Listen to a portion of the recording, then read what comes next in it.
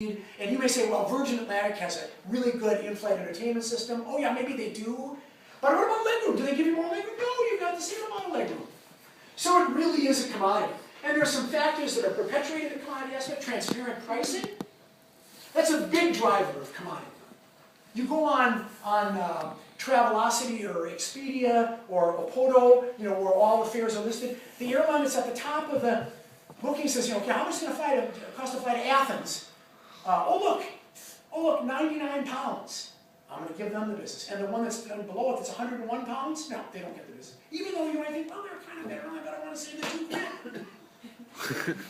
$2 So the only thing that has actually addressed in an effective and meaningful way, addressed the commodity problem, has been these frequent flyer programs. And my former employer, American Airlines, actually invented the concept.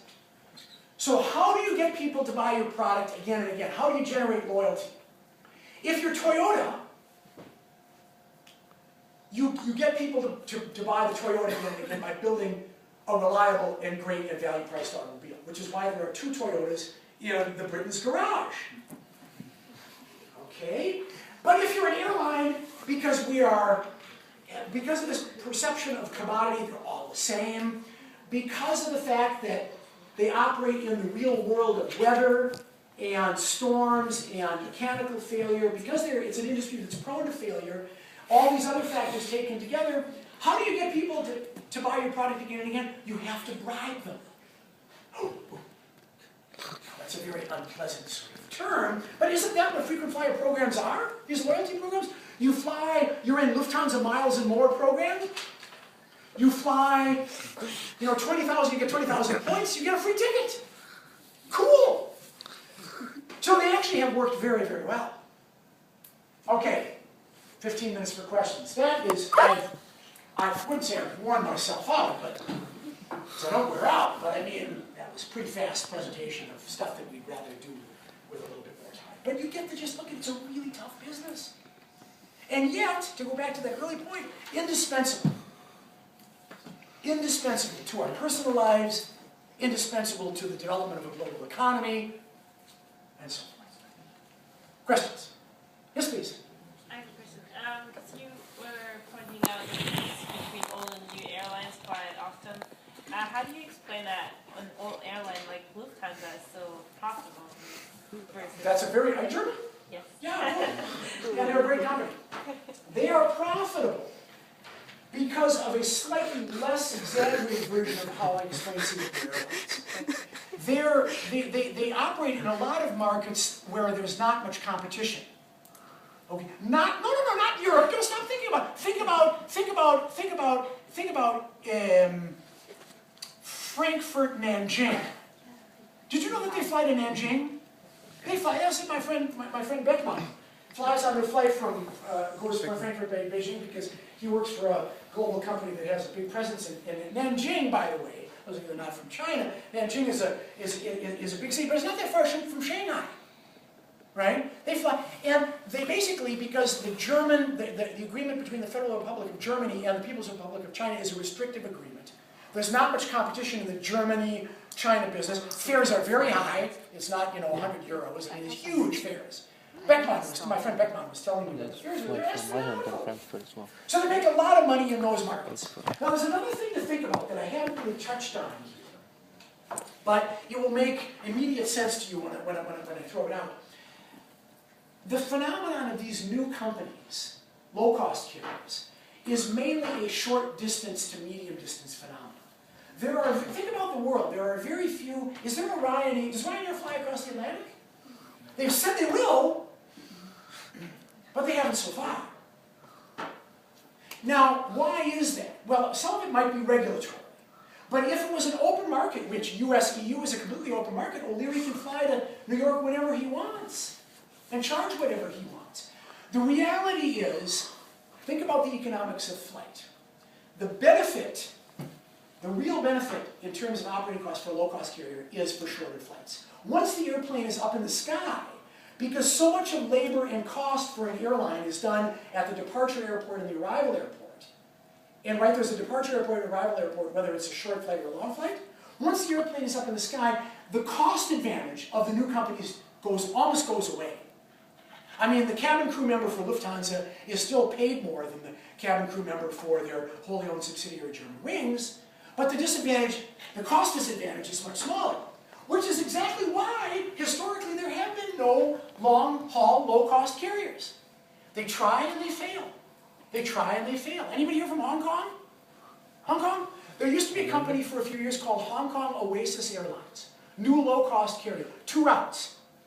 Hong Kong, Vancouver, Hong Kong, London. They're gone. Now, part of the reason they're gone was inherently they didn't have that much cost advantage because of what I've just explained. Now, also because Cathay Pacific, the big successful airline in Hong Kong, matched their prices. Matched their prices long enough for them to probably not be able to compete. So, but the reality is that it's a much different experience. Now, and I will grant you, Lufthansa is a terrific company. They are profitable. But the competitive milieu is not quite, I'm not going to say they're not competitive. But the competitive milieu, if you look at their route structures, just looks much different from a domestic competitive market. As an example, you may find this interesting. This whole huge network that Lufthansa operates in Europe, okay, with, I don't know, 4 flights a day from, Frankfurt to Stockholm or to wherever, they don't operate that flight. They don't operate Frankfurt-Stockholm to get you to Stockholm. Okay? They don't care about the local market. What they want to do is they want to take people Stockholm, Frankfurt, Nanjing. Stockholm, Frankfurt, Buenos Aires.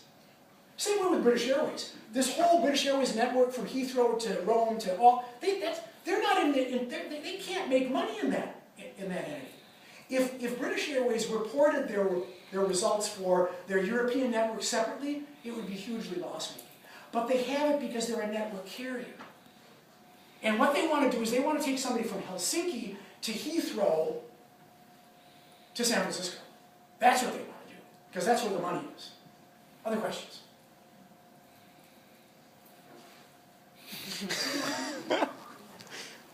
Yes, sir? What would be the role of other US airlines in the failure of American Airlines? Was there a price war? Or? No, there really wasn't. I mean, what it really was a sort of a slow, decline, essentially. And but back to that problem of old airlines and new.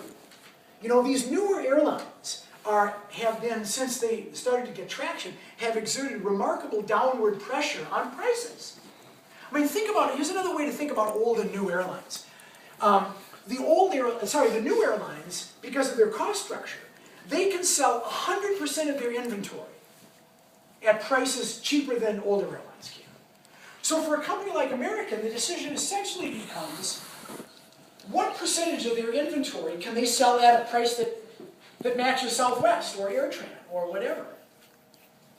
So essentially, you've got, this is really frustrating that I can't write, so I'm going to use this piece of, really, look, I'm as innovative as, okay, so, bear with me, this is going to be worth it. Aha, the chart. This is really the chart. So, take a little bit of imagination on your part. You all know abscissa and ordinate. The y-axis on this graph is unit cost. The x-axis is time. The red curve is older airlines. The blue curve is newer airlines. You see what's happening? They're heading towards each other. Now, you see also what's happening. See the red curve? It's flattening out. Now, will it stay flattened out? If United starts losing money again, if Delta starts losing money again, you know what they're going to do? They're going to go Chapter 11 again. Yeah, wait, I have to get more paper. I will recycle this, I promise. Chapter 11, they tear up their contract with the pilot union. They renegotiate.